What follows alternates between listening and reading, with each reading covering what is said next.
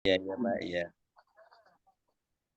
Tidak perlu berlama-lama untuk presentasi hari ini. Yang penting menurut saya silaturahimnya tetap berjalan, ilmu juga sampai. Itu Pak ya. Iya, Jadi iya, Bapak Pak. dan Ibu kita buka saja ya. Assalamualaikum warahmatullahi wabarakatuh. Waalaikumsalam warahmatullahi wabarakatuh. wabarakatuh. Bismillahirrahmanirrahim. Alhamdulillahirabbil alamin wa bihi nasta'inu ala umuri dunya waddin. Shalatu wassalamu ala asyrofil anbiya'i wal mursalin sayyidina Maulana Muhammadin wa ala alihi wa sahbihi ajma'in. La haula wa la quwwata illa billahil aliyyil azim. Amma ba'd.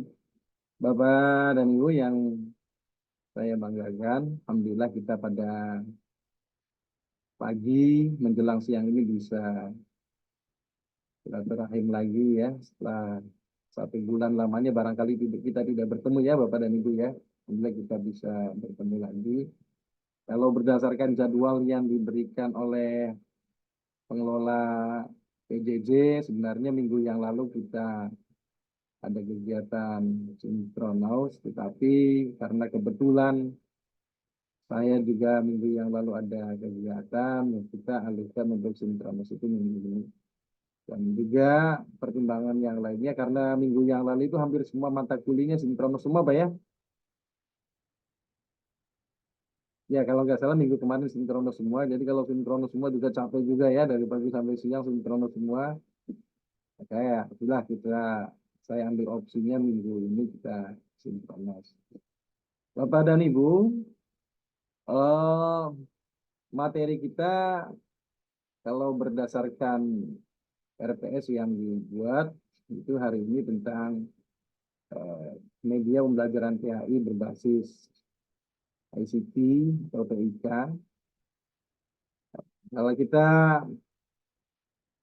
hubungkan dengan beberapa materi sebelumnya tentang konsep pembelajaran PAI, kemudian tentang PAI berbasis moderasi beragama. Ini menurut saya menjadi topik yang sangat menarik untuk pembelajaran PAI, khususnya untuk guru-guru PAI.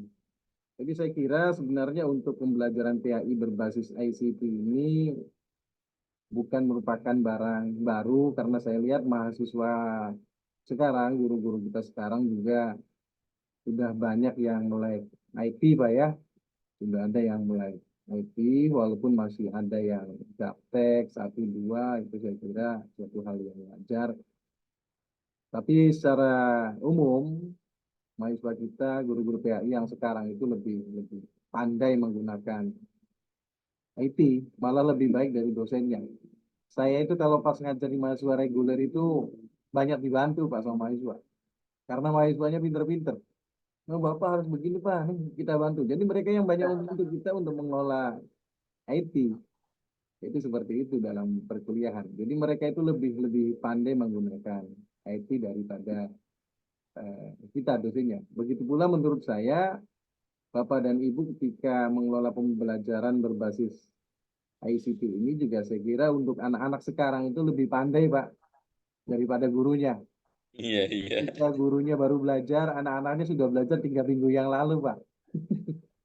Anak saya itu sudah pinter. Anak saya yang SD kelas 2 itu sudah pinter Pak, mainan laptop, YouTube dan segala macam ya karena tiap hari mainan komputer, kotak itu letak letik. Apa ini? Nah, ternyata mereka itu lebih pandai daripada kita, Pak. Anak kita ini di IT, di ICT itu lebih pandai daripada anak-anak kita. Makanya memang seharusnya kita memang ya berpacu dengan waktu dan teknologi harus bisa mengimbangi kemampuan anak-anak kita.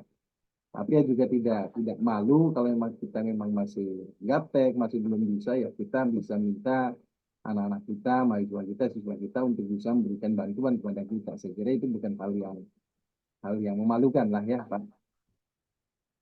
Terkait dengan materi yang lalu tentang moderasi beragama, sebelum saya sampaikan tentang pembelajaran berbasis media ICT ini, eh, Kementerian Agama ini memang sudah beberapa tahun sejak Gusmen itu jadi Menteri Agama, Pak. Salah satu hal yang digaungkan oleh beliau itu adalah moderasi beragama. Sehingga kemudian setiap kampus ini diwajibkan memiliki rumah moderasi beragama. Diwajibkan, Pak. Jadi kampus-kampus itu memiliki kewajiban untuk mempunyai rumah moderasi beragama. Selain itu juga, Gusmen ini berkali-kali memberikan tentang pentingnya materi moderasi beragama ini bukan hanya pada pelajaran PAI, tapi semua pelajaran. Semua pelajaran itu, semua mata kuliah eh, harus memiliki konsep tentang moderasi beragama. Nah, termasuk saya insya Allah tahun ini mengajukan penelitian tingkat nasional tentang moderasi beragama, tentang media pembelajaran berbasis moderasi beragama. Saya mengambil sampel di beberapa tempat, diantaranya di Bali, Nusa Tenggara, kemudian di Manado. Jadi saya ingin melihat secara konseptual, kemudian secara aplikatif penerapan moderasi beragama. Kalau selama ini yang dijadikan titik pandang moderasi beragama adalah pada sisi mayoritas dan minoritas, dianggap Islamnya adalah mayoritas, kemudian yang lainnya adalah minoritas, yang sering dijadikan titik pandangnya adalah bagaimana masyarakat mayoritas Islam ini terhadap masyarakat minoritas non-Muslim. Maka saya mencoba untuk tahun ini sebenarnya penelitian saya ini berbasisnya tentang moderasi beragama ini di beberapa tempat yang terbalik. Muslimnya yang jadi minoritas. Ya, kalau selama ini Muslimnya yang jadi mayoritas, saya mencoba untuk melihat tentang moderasi beragama ini ketika masyarakat Muslim ini menjadi minoritas. Maka penelitian saya di Bali, kemudian di Nusa Tenggara yang perbatasan dengan Timor Leste, dan juga di Manado. Bagaimana masyarakat mayoritas non-Muslim, mereka memberikan eh, hubungan dengan masyarakat minoritas Muslim. Jadi ketika ada tuntutan masyarakat Muslim itu harus memberikan toleransi yang sangat luar biasa kepada masyarakat minoritas non-Muslim, maka juga seharusnya ada timbal balik yang serupa.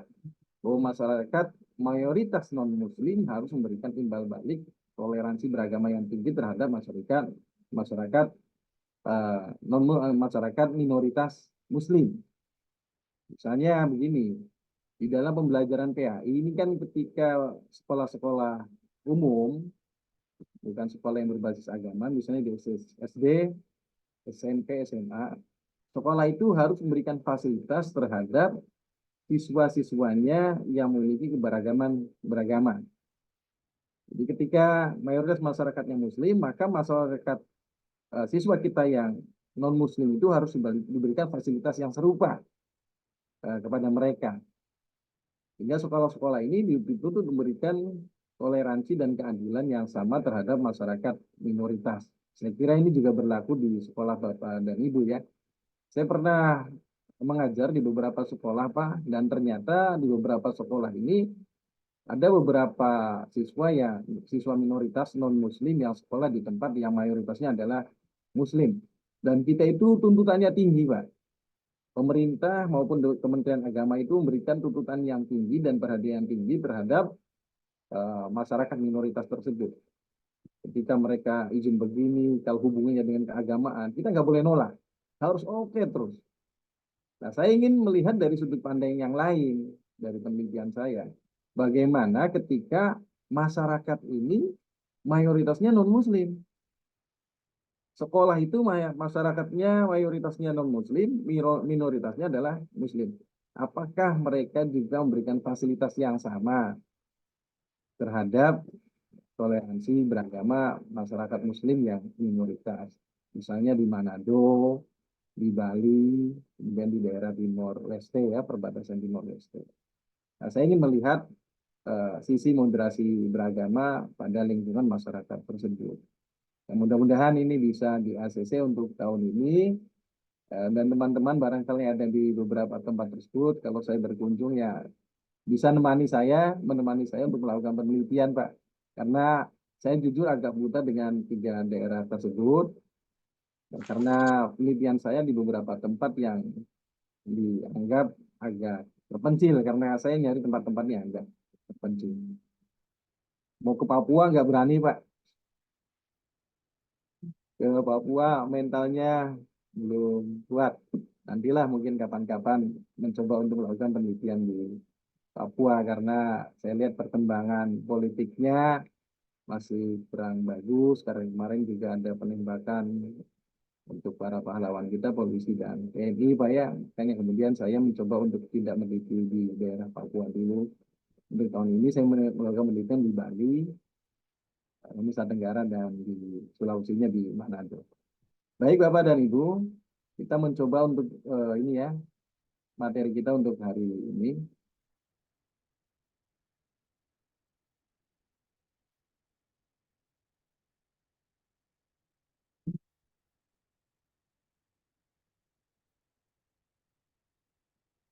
Saya ambil dari slide share punya Pak Mas Duki SPDI ini.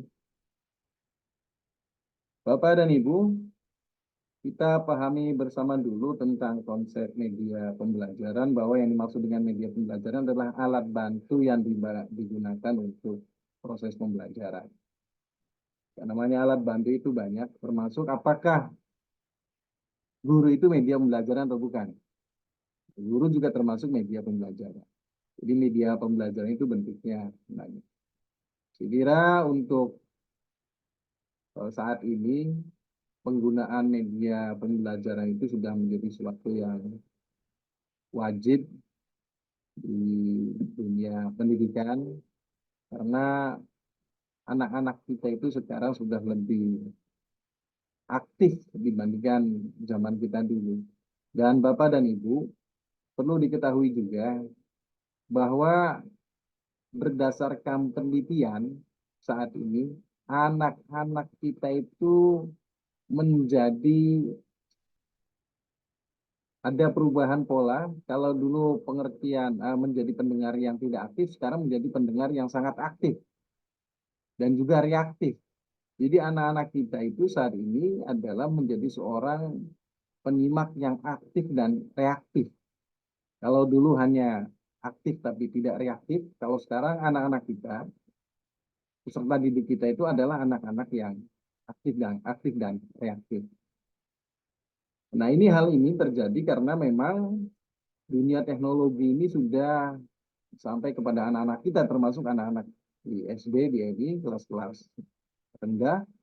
Mereka itu sudah mulai paham dengan dunia teknologi, sehingga tidak bisa lagi diberikan sesuatu muatan-muatan yang bersifat jauh dari teknologi, atau memberikan materi-materi yang bersifat monoton, karena pasti mereka tidak akan suka, karena mereka itu lebih reaktif terhadap hal-hal yang menarik ketika mereka misalnya menonton YouTube dan lain sebagainya. Nah, seiring perkembangan zaman tentunya kita sebagai guru juga harus memahami tentang kondisi mental anak-anak kita tersebut. Jadi Bapak dan Ibu, saya kira sudah hal yang wajib untuk memberikan materi-materi yang lebih reaktif, sehingga anak-anak kita juga akan lebih reaktif. Dan anak-anak kita itu sekarang itu lebih cepat menangkap dengan apa yang mereka lihat itu. Jadi kalau misalnya sekarang Bapak dan Ibu mengajar itu masih ceramah, ya Pak ya, nah, ini saya kira sudah harus mulai dikurangi, bahkan ditinggalkan. Jadi Bapak dan Ibu saya kira memberikan materi cukup sedikit, sisanya harus dengan medianya yang lebih atraktif dan lebih kreatif, sehingga anak-anak kita juga akan lebih suka dan aktif reaktif terhadap apa yang kita sampaikan.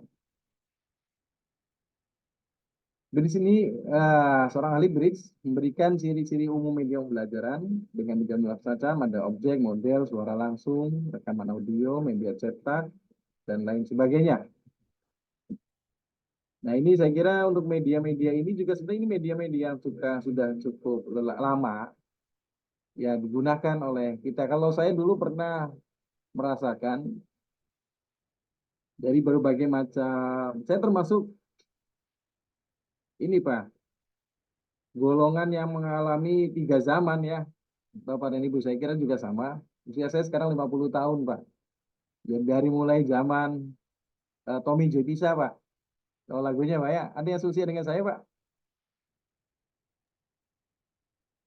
Pak.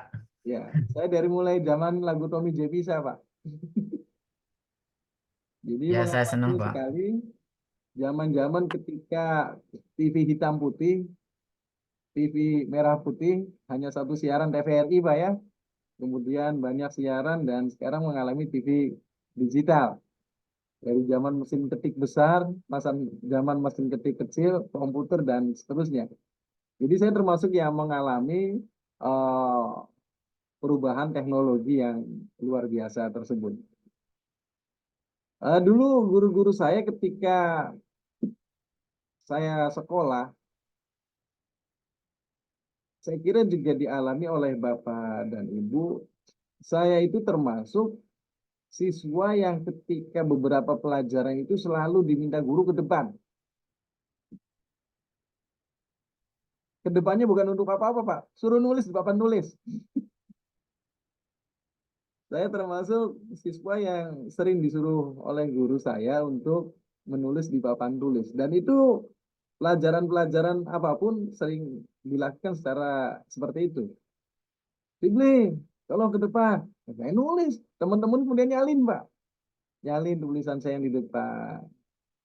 Gurunya, ya duduk saja. Ngawasin dan seterusnya.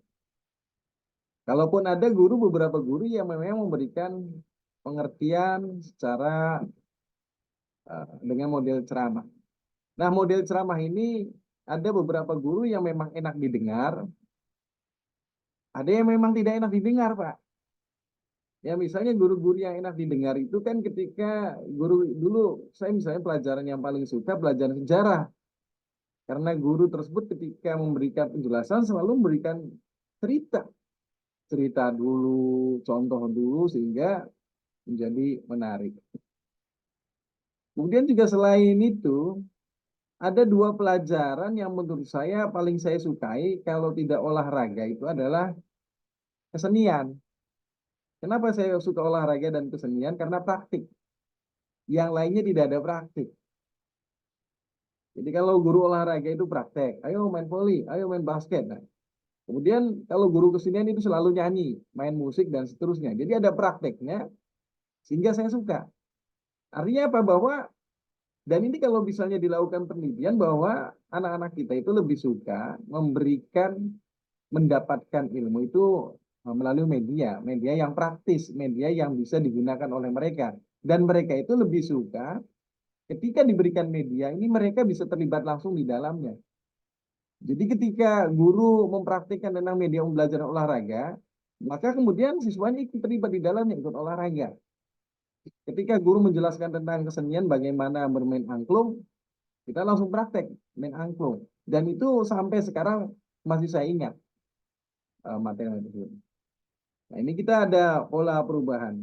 Kemudian setelah itu eh, ada pola perubahan media. Guru tidak lagi banyak memberikan materi-materi dengan berceramah dan lain sebagainya. Mereka sudah mulai mencoba untuk melakukan kegiatan pembelajaran lebih ke arah aktivitas siswa, lebih banyak praktik. Dulu belajar sholat itu cuma belajar dengan teori, gurunya menjelaskan tentang fikih. Dulu saya belajar Sulaiman Rosyid itu waktu saya sekolah di SMP. Kemudian ada perubahan, guru praktek, Pak. Dengan praktek, misalnya praktek wudhu, kemudian praktek sholat, dan seterusnya. Dan itu lebih mengena.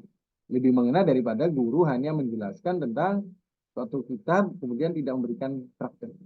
Nah, saya lihat waktu itu guru SMP saya sudah mulai ada kegiatan praktek, memberikan praktek pembelajaran. Nah, mereka menggunakan media, kita suruh berbaris, kemudian menggunakan keran untuk berwudu dan diberikan penilaian secara langsung oleh gurunya.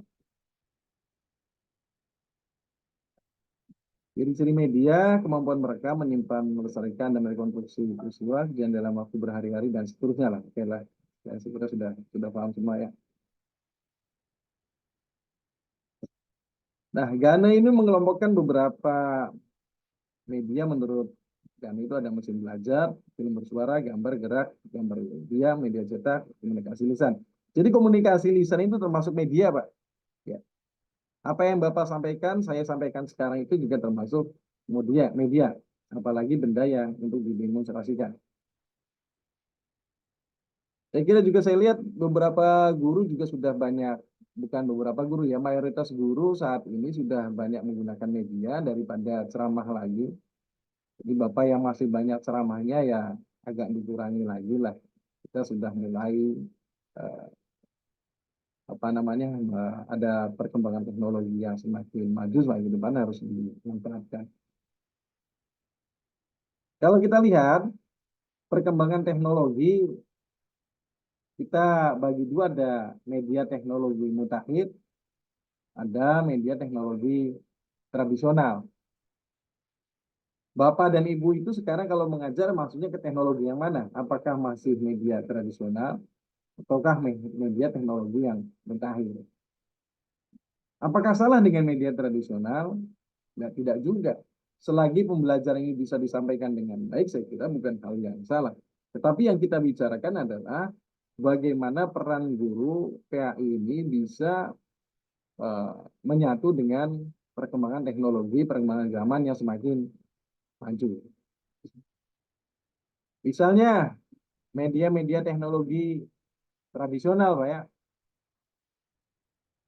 proyeksi. Kalau dulu Bapak kenal ada OHP, Pak ya,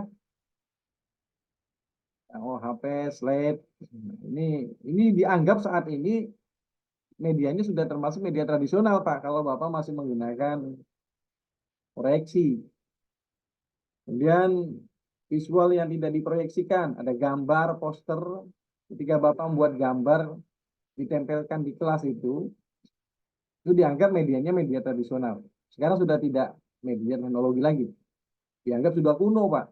Jadi kalau kita ikuti berdasarkan apa namanya pemisahan dua media ini, maka penggunaan gambar, foto, grafik, diagram itu sudah dianggap kuno atau medianya media tradisional. Apakah sekali lagi pertanyaannya apakah salah? Enggak salah juga, enggak jadi masalah. Selagi media itu bisa digunakan untuk pembelajaran dan bisa memberikan pemahaman terhadap peserta didik, ya penggunaan media ini bukan suatu yang salah. Media ini adalah suatu yang benar. Audio, rekaman piringan, pita kaset, cartridge, dan seterusnya. Dulu kalau saya sempat merasakan guru saya itu ketika memberikan materi, dia memutarkan kaset, Pak. Saya gitu kaset apa? Dulu Zainuddin MZ. Nah, guru PAI saya itu memutarkan kaset Zainuddin MZ, Pak. Kemudian setelah mereka apa namanya memutar kaset ceramah Zainuddin MZ, siswanya diminta untuk memberikan ringkasan. Coba ringkas apa yang sudah disampaikan oleh Zainuddin MZ tersebut dalam ceramahnya. Dan kita diminta untuk buat ringkasan. Artinya guru-guru saya dulu waktu SMA itu sudah mulai kenal Pak dengan teknologi. Kalau sekarang mungkin ketika nyetel kaset di kelas sudah nggak zaman lagi. Tapi guru saya ketika saya SMA tahun 91 itu saya SMA, Pak. Itu guru saya mengajarkan mata pelajaran PAI waktu itu, Pak ya, sudah dengan mendengarkan kaset. Ya, sudah mendengarkan kaset ceramah. Kita disuruh mendengarkan ceramah. Kan 91 atau berapa saya lupa ya itu ya. Saya masih ingat itu ada beberapa ceramah yang di kaset, guru itu setelkan di kelas, didengarkan, kita suruh mendengarkan, kemudian diminta untuk membuat resume terhadap ceramah yang didengar oleh siswanya. Artinya itu media yang pernah digunakan oleh guru-guru kita. Ya, multi image dan lain sebagainya. Ada film, televisi, video. Juga dulu waktu kalau saya juga pernah diminta oleh guru nonton video, Pak. Nonton video juga sudah pernah dilakukan. Bahkan ketika saya lupa kelas berapa, diminta untuk menonton film G30 SPKI itu di bioskop bersama-sama. Jadi kita diminta digiring oleh guru-guru, digiring oleh sekolah, hampir semua satu sekolah itu nonton film G30 SPKI. Artinya apa? Ya ini sudah penggunaan media, cuma medianya sudah di luar, bentuknya bioskop, video, cetak, buku teks, modul, dan lain sebagainya sudah hal biasa. Permainan, oke, simulasi permainan papan, dan lain sebagainya. Selagi pertanyaannya adalah apakah permainan teka-teki simulasi permainan papan ini sudah tidak layak ataukah masih layak? Ini tergantung dari bagaimana penggunaan media itu manfaatnya seperti apa dilaksanakan. Kalau masih bermanfaat ya tidak jadi masalah. Cuma sekarang saya lihat dosen-dosen yang baru saat ini, dosen-dosen muda, guru-guru juga sama, ini sudah banyak menggunakan permainan-permainan yang berbasisnya ICT, Pak. Simulasi, permainan, teka-teki itu sekarang sudah berbasis ICT lagi. Jadi kalau kita dulu di papan tulis, ya sekarang mereka sudah menggunakan ICT untuk melakukan kegiatan permainan. Oke ya. Sekarang media teknologi mutakhir. Nah, sekarang kita ini hidup pada masa masyarakat mutakhir, Pak. Media yang terkini, yang terakhir digunakan.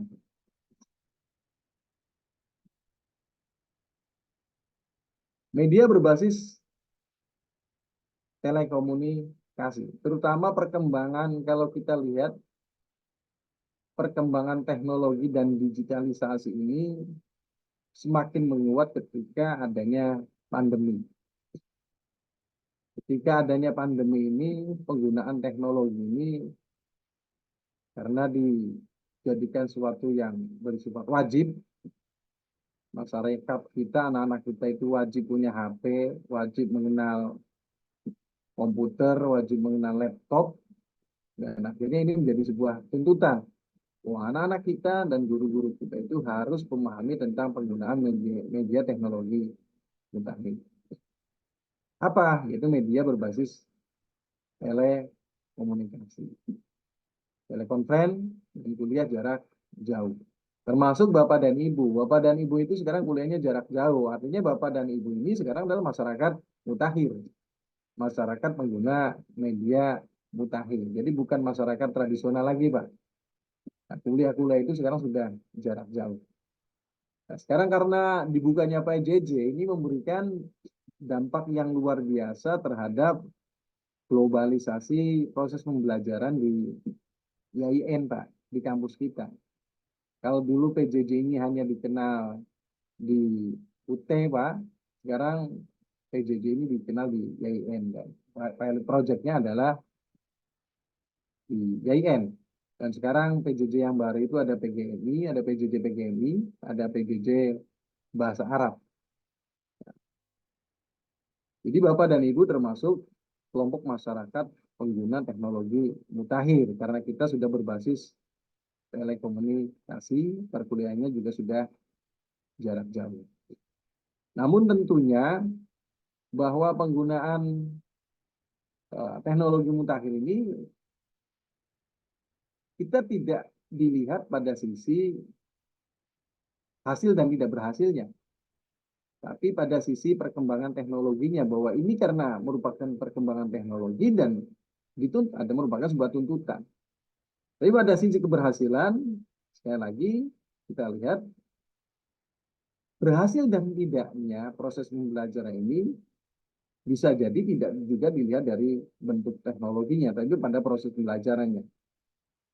Bagaimana hebatnya seorang guru yang mengajar menggunakan teknologi seperti apapun, kalau misalnya pembelajaran tidak sampai, tidak dipahami oleh anak-anak kita, oleh mahasiswa kita, maka ya guru tersebut tidak bisa menggunakan media yang baik. Media yang baik adalah sekali lagi adalah media yang memang dapat dipahami oleh semua, baik itu guru maupun siswanya. Apakah sampaikah atau tidak. Tapi kalau misalnya kita berbicara tentang tuntutan bahwa memang sekarang guru, siswa dituntut, ya, sekali lagi Pak, ini merupakan tuntutan untuk menggunakan teknologi yang lebih teknik. Nah, sekarang ada yang baru, Apa Pak? AI, apa Pak? AI. AI. AI. Sekarang penggunaan ini jadi luar biasa. Sekarang penggunaan teknologinya lebih mutakhir lagi, Pak. Ini sudah sangat Iya. luar biasa. Saya kemarin baru diberikan sebuah aplikasi, Pak. Ini lagi sedang saya pelajari bahwa apapun yang kita komunikasikan secara lisan itu nanti akan dengan sendirinya komputer ini atau sudah ada aplikasinya di HP akan membuat secara tertulis, Pak. Dan itu tertulisnya itu sudah ilmiah. Sider AI itu, Pak. Iya, itu sudah ilmiah, EYD-nya sudah baik. Jadi apa yang kita sampaikan, saya contohkan misalnya kemarin di khotbah, Pak ya. Khotbah itu sudah menggunakan teknologi AI tadi, cukup membuat rekaman, selesai, sudah jadi buku, Pak. Jadi artikel. Khotib menyampaikan itu selesai jadi artikel. Itu luar biasa. Jadi sekarang orang buat artikel itu nggak perlu capek-capek. Jadi ketika saya menyampaikan penjelasan seperti ini, itu aplikasinya merekam, Pak. Merekam dan kemudian selesai jadi tulisan. Dan tulisannya sudah sangat luar biasa. Paragrafnya udah bagus, kemudian bahasanya sudah baik, Pak. Sudah ada EYD-nya. EYD-nya sudah lengkap, titik komanya. Huruf kapitalnya sudah bagus. Ini sangat sangat sangat luar biasa penggunaan teknologi. Ini saya kira ke depan juga Bapak dan Ibu akan banyak menggunakan teknologi tersebut di dalam proses belajar. Cuma memang akhirnya ada tuntutan baru, Pak. Sekarang guru-guru masyarakat kita menjadi malas karena semuanya sudah ada yang melakukan. Orang menjawab soal itu, Pak, sekarang sudah nggak perlu ngerjakan, Pak. Sudah klik, udah beres, jawabannya betul semua. Serba instan ya, Pak. Bikin soal, Pak, Bapak itu tinggal ngetik, mau soal Iya. tentang apa. Itu otomatis akan jadi soal, Pak. Plus Misalnya, jawabannya. soal, tolong tunjukkan soal tentang akidah akhlak. Nah, Misalnya 20 biji bab tentang adab kepada orang tua. Udah soalnya keluar semua, Pak. Soal ini misalnya cuma diambil dua, yang lain tidak cocok. Keluar lagi, Pak. Keluar lagi. Bahkan yang luar biasa karena sekarang sudah ada teknologi AI tersebut, sudah terkoneksi dengan referensi, Pak. Ini aplikasi yang di saya itu sudah terkoneksi dengan hampir 100.000 referensi, Pak. Referensi digital. Jadi ketika kita menyampaikan sesuatu itu nanti akan muncul dengan sendirinya. Nah, ini adanya di teori yang mana gitu. Nah, itu sudah sangat luar biasa. Sedang saya pelajari, saya mencoba untuk mempelajari dan mudah-mudahan nanti bisa digunakan lah. iya. Minimal ya untuk kebutuhan saya. Jadi sekarang guru-guru, dosen ketika membuat karya ilmiah tenang aja, Pak. Ketika mengajar itu buat rekaman, aplikasi dibuka, selesai, sudah jadi buku, sudah jadi kertas kerja, sudah jadi makalah langsung. Dan sudah terkoneksi dengan tadi, Pak, sudah terkoneksi dengan referensi. Iya. Referensinya akan muncul dengan sendirinya, itu luar biasa. Nggak pusing sekali. Ya, Meneur, Mikro, dan seterusnya. Apa itu TIK? Mengapa TIK itu menjadi penting? Dan pemanfaatan untuk pembelajaran TIK itu seperti apa? Ini sudah disampaikan bahwa ICT adalah teknologi, teknologi informasi, teknologi komunikasi, TIK, dan ICT, dan seterusnya.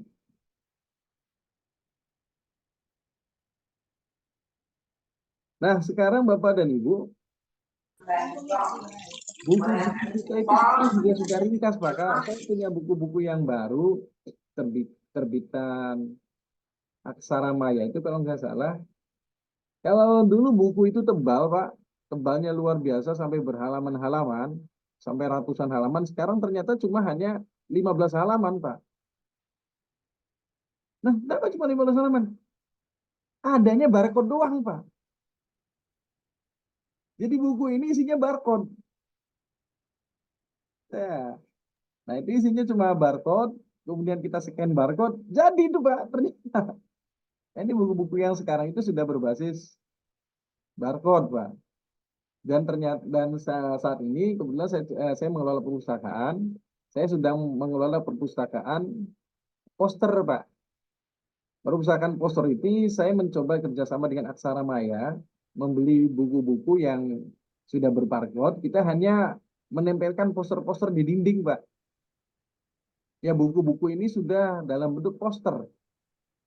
Jadi kita itu beli poster Pak. Poster yang sudah ada barcode-nya. Jadi mahasiswa itu membaca buku tidak perlu buku perpustakaan. Saya tempelkan posternya di dinding-dinding. Di warung, di dinding, di segala macam tempat saya pasang. Misalnya buku-buku yang baru. Dan mahasiswa itu membaca bukunya cukup scan barcode, nongol Pak bukunya. Udah selesai. Jadi mereka bisa baca. Nah ini sangat sangat luar biasa teknologi yang sekarang.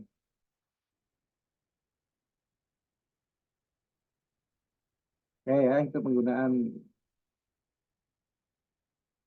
Kemarin misalnya untuk borang saja Pak, kemarin kita akreditasi perguruan tinggi Pak. Kalau dulu yang namanya borang itu bisa sampai ribuan halaman Pak. Buktinya itu luar biasa banyaknya, ribuan halaman. Sekarang tidak banyak Pak. Cukup pakai barcode saja. Jadi asesornya itu bacanya nggak perlu satu bendel tebel dibaca. Cukup scan barcode saja. Itu sudah muncul data-data akreditasinya. Nah ini saya kira sudah sesuatu yang sangat luar luar biasa. Kemudian telekonferensi saya kira ini sudah hal yang sudah lama digunakan. Kalau dulu pakai, saya zaman sekolah pernah telekonferensi belum ya? Belum ada ya, karena kita teleponnya masih telepon individual antara satu dengan orang yang lain. Telekonferensi saya kira dimulai dari mulai menggunakan Google Meet, Zoom dan lain sebagainya. Sebenarnya ini kan sudah diawali dari media sosial ini sudah digunakan. Ini yang sedang berkembang saat ini podcast, Pak ya. Orang sudah jadi latah podcast di mana-mana Ya, menggunakan betul podcast. Bahkan sekali. kampus kita juga ini hampir semua unitnya punya podcast. Ya, kita rame-rame bikin podcast. Podcast. Kementerian Agama itu tahun ini mencanangkan juara medsos, Pak. Jadi Pak Menteri Agama itu meminta bahwa semua unit yang di bawah Kementerian Agama itu harus memenangkan medsos award, Pak. Mengalahkan medsos-medsos dari kementerian yang lain. Makanya di kampus kita di IAIN juga sekarang lebih banyak banyak medsos-medsos yang digunakan di dalam proses pembelajaran. Ada YouTube, kemudian ada Facebook dan lain sebagainya. Kemarin Pak Rektor meminta semua dosen itu wajib aktif bikin YouTube, Facebook. Nah, itu tidak seperti itu. Dan Bikin kemarin konten, mana diminta bikin konten, buktinya? Pak. Mana buktinya bahwa dosen sudah punya link YouTube? Mana dosen yang belum punya Facebook disuruh bikin Facebook, Pak, wajib. Mana dosen yang tidak menggunakan ini di anuin semua Pak, diminta para dosen untuk aktif di media sosial. Medsos. Bahasanya Pak Rektor, masa dosen-dosen agama kita kok kalah dengan ustadz-ustadz yang bukan perguruan-perguruan tinggi, gitu. Katanya kalah. Mereka bisa memenangkan media sosial, kok kita nggak bisa. Seharusnya kita itu bisa lebih memenangkan media sosial dibandingkan mereka yang tidak pernah mengenyam pendidikan gitu. Diminta seperti itu. Jadi akhirnya dosen-dosen berlomba-lomba membuat YouTube, Pak. Bikin YouTube di mana-mana harus bikin Bikin YouTube konten. karena ada kewajiban. Dan nanti ada hadiah katanya dari oke, kita lewati saja.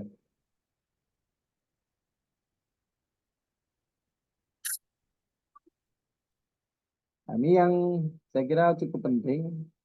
Mengapa PIK itu menjadi penting? Karena memang tantangan geografi dan demografi.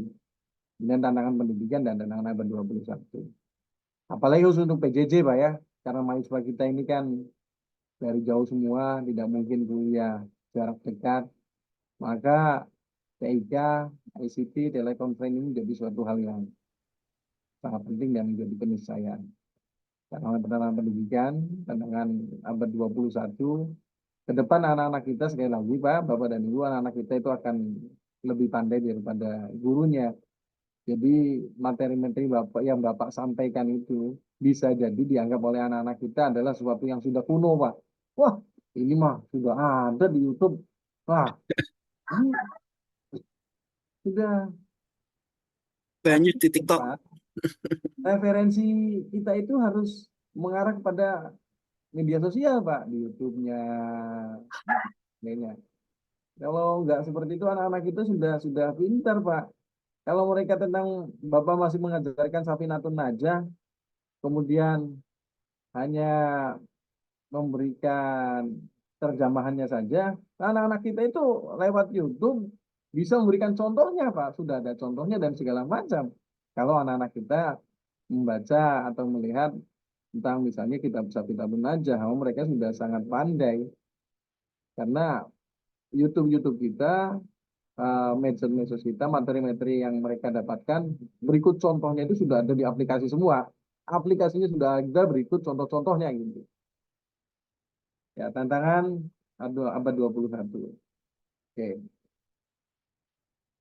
Nah,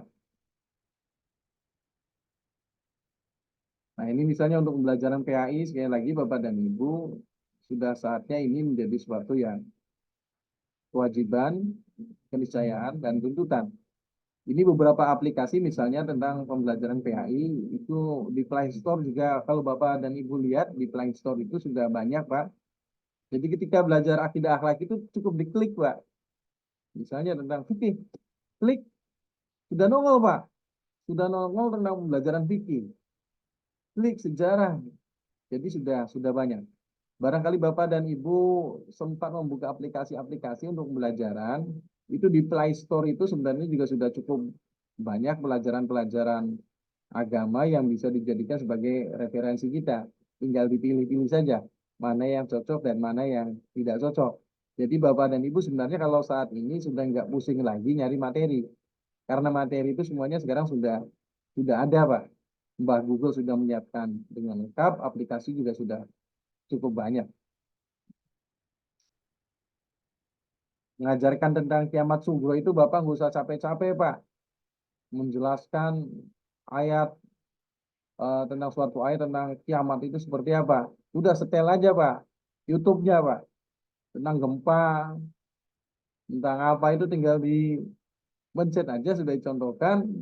Nah, anak-anak sudah otomatis akan mengerti dan mereka itu sudah sangat pandai. Bahkan di beberapa aplikasi dijelaskan tentang contoh soalnya, evaluasinya dan lain sebagainya. Ini saya kira perkembangan teknologi ini sudah semakin luar biasa dan mudah-mudahan ini memberikan kemudahan Pak bagi kita. Ya, bagi kita, bagi guru, bagi dosen itu aplikasi itu sudah ada.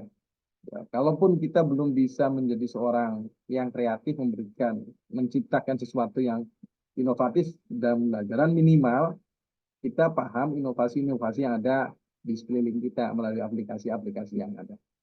Saya kira untuk materi hari ini cukup Bapak dan Ibu. Barangkali ada yang ingin disampaikan, silakan.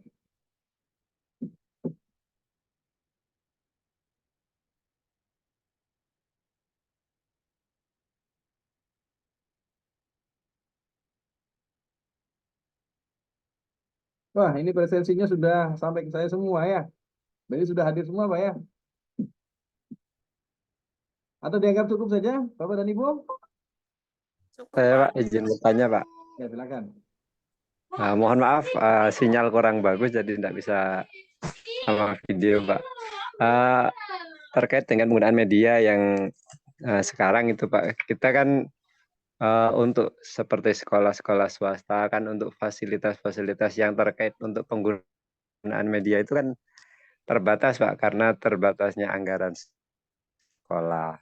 Misal contohnya kita butuh menggunakan audio kalau cuma pakai HP untuk MI kan sekitar 28 anak Pak, itu tidak bisa didengar sama sekali. Bahkan pakai musik box yang agak besar itu masih tidak bisa didengar ketika kita akan pakai. Termasuk juga kan kadang kita juga kendala tidak adanya proyektor dan sebagainya untuk membantu penggunaan. Nah, itu untuk antisipasi keterbatasan kita untuk penggunaan media yang bervariasi itu kira-kira bagaimana, Pak? Terima kasih. Ya, terima kasih. Bapak dan Ibu ada yang punya pengalaman di sekolah Bapak dan Ibu yang lain silakan untuk bisa membantu jawaban Pak Said ya. Ada yang punya pengalaman Bapak dan Ibu silakan di-share di sini. Ketika sekolah Bapak dan Ibu tidak memiliki media ICT yang memadai, apa yang dilakukan gitu. Sedangkan kita punya tuntutan untuk menggunakan media ICT. Nyewa Pak dosen, laptopnya nyewa. Daripada sewa laptop, mending beli laptop aja Pak ya. Iya. Sewa bayar tiap hari. Sepertinya sudah ada semuanya. Nah, tadi kan ada yang belum punya Pak, ada yang belum punya Infocus dan seterusnya. Oh, Sekolah saya Kira- lebih. Kalau saya begini Pak, kalau saya pandangan saya begini. Sekarang itu sekolah sudah saatnya untuk melek literasi digital Pak. Jadi pembelian anggaran-anggaran yang lain itu sudah mulai dikurangi. Anggaran pembelian itu lebih diarahkan pada sesuatu yang bersifat digital atau teknologi informasi kayak tadi Pak ya. Sehingga apa yang diperlukan untuk pembelian barang-barang yang hubungannya dengan ICT ini bisa menjadi suatu prioritas Pak. Membeli kursi, beli meja, dan lain sebagainya itu saya kira boleh dibilang masih dibutuhkan, tapi kebutuhan ICT ini menurut saya sekarang sudah menjadi sebuah keniscayaan dan sudah menjadi tuntutan. Akan lebih baik misalnya dibuat anggaran prioritas untuk tahun ini pembelian meja dikurangi dulu, renovasi beberapa tempat dikurangi dulu untuk pembelian ICT, alat teknologi, Infocus dan sebagainya. Misalnya di tempat saya bekerja ini, saya kan sekarang perpustakaan Pak. Tahun ini saya sengaja tidak membeli buku lagi Pak, tidak membeli buku cetak. Buku-buku cetak itu sudah kita kurangi semua, kita hilangkan. Yang kita beli adalah buku-buku digital. Memang dampaknya mahasiswa itu sekarang sudah jarang masuk ke perpustakaan Pak. Karena mereka akhirnya akan lebih baik mencari buku secara digital daripada datang ke perpustakaan. Tapi karena ini merupakan sebuah tuntutan ya, bagaimana? Ini sudah jadi tuntutan mahasiswa, tuntutan masyarakat, ya kita gunakan buku-buku digital. Tapi tentunya sekali lagi, ya kita harus kembali lagi, apakah anggaran yang untuk membeli alat tersebut ada atau tidak, ya kita kembalikan lagi ke sekolah Pak ya. Atau mungkin misalnya saran yang lain, karena ini merupakan sebuah kebutuhan pendidikan, Bapak dan Ibu di sekolah yang tidak memiliki alat-alat ICT yang baik, saya kira Dinas Pendidikan, Kementerian Agama juga bisa menjadi jalan penengah bagi kita untuk bisa memfasilitasi itulah. Tinggal sekolahnya saja lebih aktif, lebih proaktif ya dengan dinas-dinas yang terkait agar bisa difasilitasi Bapak dan Ibu. Tapi kita kembalikan lagi bahwa penggunaan media itu sekali lagi berhasil dan tidaknya tergantung bagaimana kemanfaatan media tersebut. Bisa jadi media-media yang dianggap lebih teknologi, maju teknologi, ternyata tidak bisa memberikan manfaat kepada anak-anak kita. Justru media yang dianggap tradisional malah lebih bermanfaat. Kalau secara fungsi seperti itu Pak ya. Tapi kalau secara tuntutan memang sudah saatnya kita sudah ada beralih teknologi. Seperti itu. Ada yang lain Bapak dan Ibu? Berikan masukan silakan. Tenggorokan saya sudah mulai kering Pak. Assalamualaikum warahmatullahi wabarakatuh. Waalaikumsalam warahmatullahi wabarakatuh. Ya, Monggo Pak Umri. ya, alhamdulillah. Ini media pembelajaran untuk PJJ ya terutama ini. Meskipun ini yang kita kaji adalah untuk sekolah atau bekal di sekolah. Ini Pak, kita kan PJJ, pendidikan jarak jauh, digital juga ya. Alangkah indahnya bila mana memang anggaran buku itu disahkan gitu untuk membeli buku digital gitu Pak, atau minimalnya laptop lah gitu Pak. Tapi kenyataannya seperti itu. Sementara buku yang disediakannya hanya sekian, tapi uangnya sekian, kami juga was-was menggunakannya untuk yang lain gitu. Mungkin paham lah seperti apa maksud saya ini.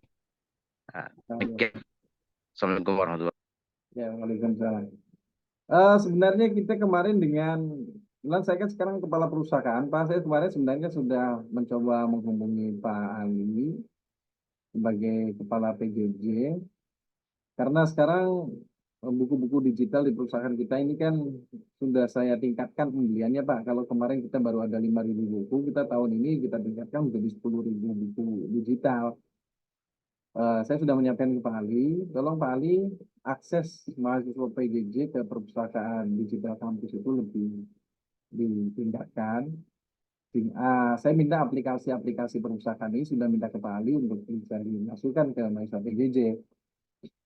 Misalnya di portal akademiknya agar mencantumkan perpustakaan kampus kita supaya mahasiswa itu nggak pusing-pusing mencari buku-buku digital, Pak, apalagi membeli buku-buku digital. Karena ternyata buku digital itu lebih mahal daripada buku cetak, Pak.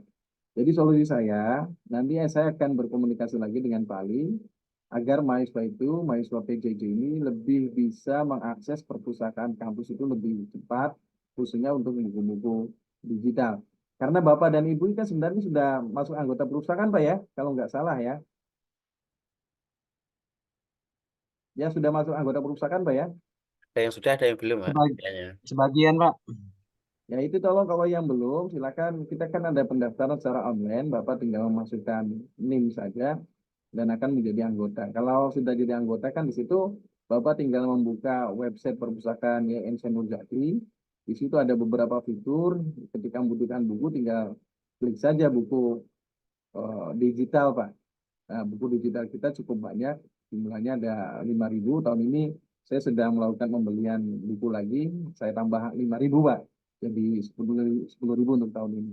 Cuma memang kebutuhannya untuk PJJ PA itu kemarin saya sudah mengkomunikasikan, please tolong di list buku-buku untuk PJJ PAI yang dibutuhkan untuk tahun ini, kebutuhannya buku-buku apa saja, dan kemudian eksemplar yang dibutuhkannya berapa. Karena kan kita tidak bisa memberikan satu judul buku untuk seluruh mahasiswa, Pak. Paling kita hanya beberapa eksemplar untuk satu judul buku. Misalnya Akidah Akhlak, kita hanya membeli 3 eksemplar karena kita memberikan lebih banyak judul buku daripada eksemplarnya. Nah, bagi mahasiswa kemarin juga banyak pertanyaan dari mahasiswa ketika mencari buku kok bukunya nggak ada. Itu bukunya bukan nggak ada, Pak. Bukunya sudah dibaca oleh orang lain. Karena kita kan mengurangi jumlah eksemplarnya, Pak. Yang kita perbanyak adalah judul bukunya. Makanya kita untuk mencarikan judul-judul buku yang sejenis. Itu seperti itu. Itu ya, Pak, jawabannya, Pak ya. Jadi kita mencoba untuk lebih memperkuat kerjasama antara perpustakaan dengan PJJ. Mudah-mudahan dalam waktu dekat kebutuhan Bapak tentang buku digital itu lebih terlayani. Saya kira cukup ya Bapak dan Ibu untuk hari ini ya. Cukup Pak, cukup. Kita tolong screenshotnya Pak, di screenshot lagi. Saya butuh screenshotnya untuk Ini nggak pada on cam, tidur paling ini.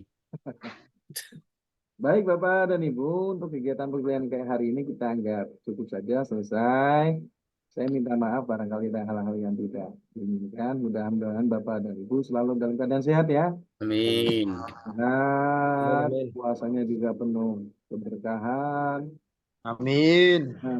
Rezekinya makin bertambah, Pak. Amin. Anak-anak kita, Pertama gitu Pak. untuk zakat kita, untuk keluarga kita terpenuhi semua, Pak. Jadi kita semoga menjadi orang yang selalu memberikan zakat daripada zakati, Pak. Amin. Terima kasih. Kita tutup dengan mengucapkan hamdalah. Alhamdulillah. Alhamdulillahirabbil alamin. Assalamualaikum warahmatullahi wabarakatuh. Waalaikumsalam Halo, di screen warahmatullahi lagi. Waalaikumsalam warahmatullahi wabarakatuh. Waalaikumsalam.